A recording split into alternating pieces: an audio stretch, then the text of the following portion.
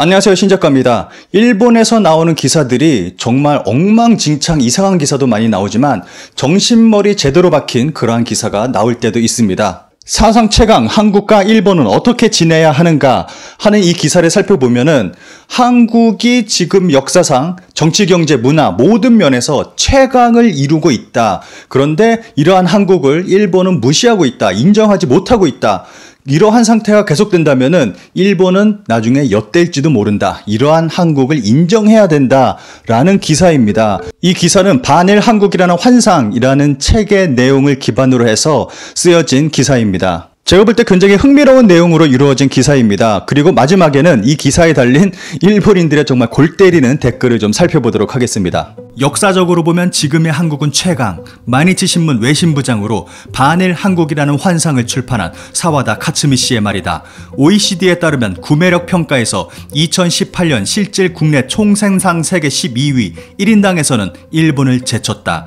삼성과 LG, 현대자동차 등 세계적 기업도 존재하며 반기문 씨가 UN 사무총장을 맡는 등 국제기구에서 활약하는 인재도 있다. 최근에는 영화 기생충 반지하의 가족이 아카데미에서 외국어 영화로 처음 작품상을 수상했다. 수십 년 전에 지금의 한국을 상상한 일본인은 거의 없었을 것이다. 선진국으로 국력을 신장시키고 새로운 국제 질서를 지향하며 움직이고 있는 한국을 일본은 보지 못하고 있다. 일본과 한국이 상호 이해하지 못하고 있는 요인을 반일 한국이라는 환상에서 끈을 풀어본다. 일본과 중국 사이에 위치한 한반도는 1990년대 이후 달라지고 있다. 세계에서 인정받고 그에 걸맞는 대우를 받고 싶다는 생각이 한국에 있다고 설명한다. 반일 한국이라는 환상은 1965년 한일 국교 정상화 이후 한국의 변화를 설명하고 있다. 냉전 시대는 한국 전쟁으로 국토가 초토화되고 냉전의 최전선으로 긴장을 강요해왔다. 중국이나 소련을 비롯한 사회주의 국가와는 적대할 수밖에 없었다. 그러나 냉전이 종식으로 향하는 중 한강의 기적이라 불리는 고도 경제 성장과 민주화도 달성했다. 이렇게 한국이 변화해 나가는 가운데 외교 상대도 크게 변해갔다. 냉전시대 한국에게 세계는 일본과 미국뿐이라고 할 정도로 미일과의 관계가 가장 중요했다. 냉전이 종결, 중국과 소련이 더해져 4개국 안에서 한국이 경제 성장을 이루는 동시에 세계로 뻗어나갔다. 한국의 무역 상대국으로 1970년 일본과 미국이 70%의 점유율을 차지하였지만 1991년 이후는 50%로 줄어들고 2018년에는 20%로까지 줄어들었다. 한국 전쟁 후 1950년대에는 세계 최빈국의 하나로 개발도상국의 중심을 거쳐 선진국으로서의 두각을 나타나게 되고 경제의 일본 의존도 역시 낮아졌다. 이 이외에도 국내의 민주화가 진행, 올바른 역사라는 것을 추구하는 움직임이 강해졌다. 그러면서 종군 위안부와 강제징용 문제가 다시 가열되고 있다. 또한 군사정보 포괄보호협정 지소미아 파기에 대한 논조가 고조된 것은 일본과의 국력 차이가 줄어든 데 따른 민족주의의 고향과 자주외교를 추진하는 욕망의 표현이라고 주장한다. 이것은 문재인 정권 자체의 자세가 아니라 보수파와 진보파 모두의 인식이라 설명한다. 국제적 위치에 걸맞는 대우를 받고 싶다는 생각은 이해할 수 있다. 다만 세련된 방법으로 진행해야 한다고 사와다 씨는 한일 양국 갈등이 일어나고 있는 요인을 설명한다. 65년 기본조약을 맺어 국교 정상화를 이룬 당시 일본과 한국의 외교력 국력의 차이는 지금과는 비교도 되지 않았다. 그래서 불평등 조약이었다는 분한 생각이 한국 측에 있다.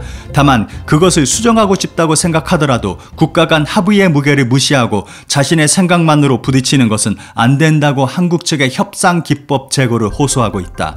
일본과 한국에서 모두 베스트셀러가 된 반일 종족주의를 진보에 대한 강한 적대감 밑에서 태어난 책으로 사료의 일방적인 해석이 눈에 띈다고 비판하고 있다. 특히 동남아시아의 위안소에서 일한 조선인 남성의 일기 내용은 긍정적 상황만을 설명, 나쁜 상황에 대해서는 언급하지 않고 있는 것이다. 일본이 한국을 이해할 수 없을 뿐만 아니라 일본에서 한국에 대한 평가도 크게 나뉘고 있는 현상도 본 서적은 이야기하고 있다.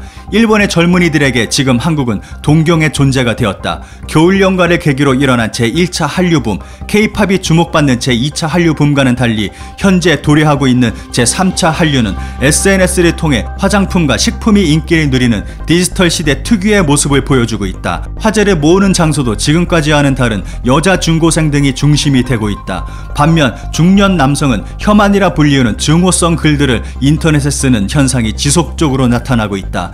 증오성 글은 젊은이들이 기분 전환을 위해 하는 것이 아니라 정년퇴직 남성이 웹상에서 혐한성 언동과 그러한 생각에 물들어버린 경우가 많다고 지적한다.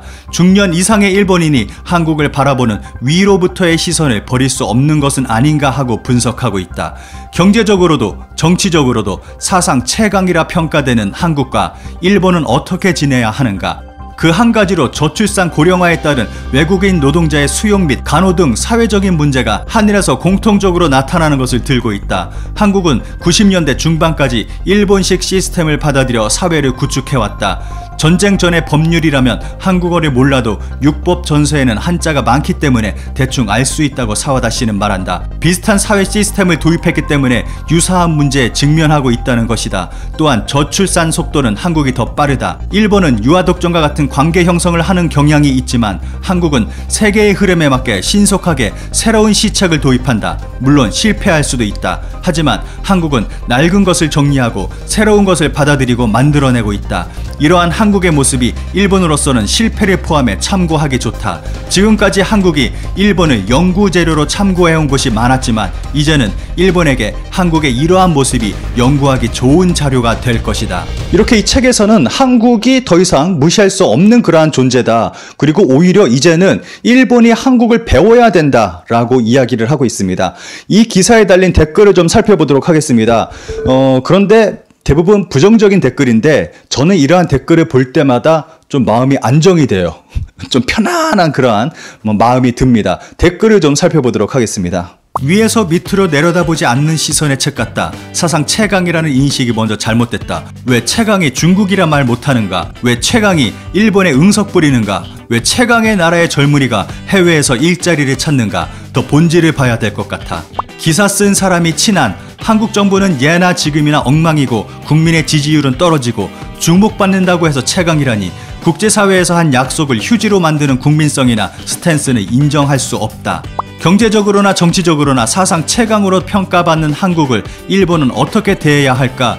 그 최강이라고 할 수 있는 힘을 준 것은 다름 아닌 일본과 미국이며 그 힘을 받을 수 없게 된다면 이 나라의 힘은 계속 떨어질 수밖에 없는 것은 명확한 일이다. 동맹국이면서 일본을 적국처럼 여기는 나라, 정말 적국의 관계에 빠질 때까지 관계를 악화시키는 것이 본래의 한일 관계 아닐까? 사상 최강이라면 일본이란 나라는 필요 없을 테니 서로 사귀지 않아도 되지 않을까?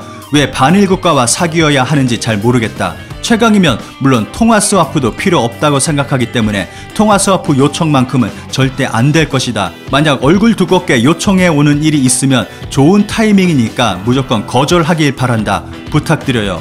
한국 역사상 최강일지 모르지만 국제사회에서 볼 때 별로 대단한 나라로 인식되지 않는다고 생각. 아마 한류 드라마와 K-팝을 좋아하는 곳이 고작일 거라 생각해. 지금 한국의 번영은 미일을 비롯한 자유주의 진영이 주는 것입니다. 일본과 한국의 국력차가 좁혀지겠지만 같은 수준이 되지 않는 한 사다리를 밀어내는 순간 바로 추락할 것입니다. 그들의 힘을 가소평가해서는 안 되지만 너무 과대평가하는 것도 좋지 않다고 생각한다. 쓰려면 1, 2년 늦지 않았나? 지난해 일본 수출관리 개정만으로 무너질 것 같았던 데다 이번 신형 코로나 파동 때도 중국 의존도가 워낙 높아 경제가 엉망진창이잖아. 단기간에 성장한 만큼 경제 기반이 너무 취약하다. 수출 기업의 대부분은 소재나 부품을 일본, 중국의 의지에 조립하고 있을 뿐 교통업계도 사드로 인해 중국 노선이 줄어들면 일본에 의존하고 노재팬으로 일본 노선이 줄어들면 중국이나 아시아 여러 나라에 의지하고 이번 신형 바이러스로 인해 각국들로부터 입국 금지를 받은 지 한 달도 안 됐는데 벌써 기초 체력이 없어서 괴멸 상황의 기사가 넘치고 있다. 현 상황에서 이 기사를 쓰는 것은 너무 시기가 맞지 않는다. 기사를 쓴 사람의 머릿속은 2년 전쯤에서 멈춰 있겠지? 현재나 이후를 보지 못하고 과거의 좋은 시기만을 상상하며 쓴 글. 이런 책을 누가 사냐? 반일 종족주의를 비판적으로 보고 있다니 이 사람이야말로 진실에서 눈을 돌리고 있는 거 아니야? 지금부터는 정말 힘들게 찾은 그나마 가장 긍정적인 댓글입니다. 일본인은 아시아에 대해 우월감을 다소 가지고 있는 것은 확실하다. 하물며 과거 병합되었던 한반도에 상당한 우월감을 지니고 있다. 그렇기 때문에 자신들과 어깨를 나란히 하려는 한국을 업신여기고 싶어지는 심리가 있는 것도 확실하다. 한국에서 보면 아마 기사대로 이전의 지배자에게 인정받고 싶지만 옛 역사를 거슬러 올라가면 자신들보다 아래였다고 생각한 사람들에게 지배당한 것에 대해 솔직한 말이 나오지 않는다는 복잡한 생각이 지금의 일본에 대한 태도에 배어있고, 그것이 오히려 옛날의 한국을 알고 있는 50대 이상의 일본인의 기분을 상하게 하고 있다고 생각합니다. 서로 좋은 관계가 되려면 좀 더 시간이 필요할지도 모릅니다. 한국의 강함을 인정하기 싫은 사람이 이러쿵저러쿵 하지만 경제가 강해진 것은 사실, 무역권은 거의 흑자고 외환 보유액은 계속 역대 최고치를 기록하고 있다. 일본이 아시아에서 독승했던 것은 벌써 과거의 일이다. 아이들의 높은 빈곤율, 연금으로 생활하는 많은 고령자, 낡은 체질과 생각들이 자리 잡은 상태에서 점점 더 지위가 낮아질 것이다.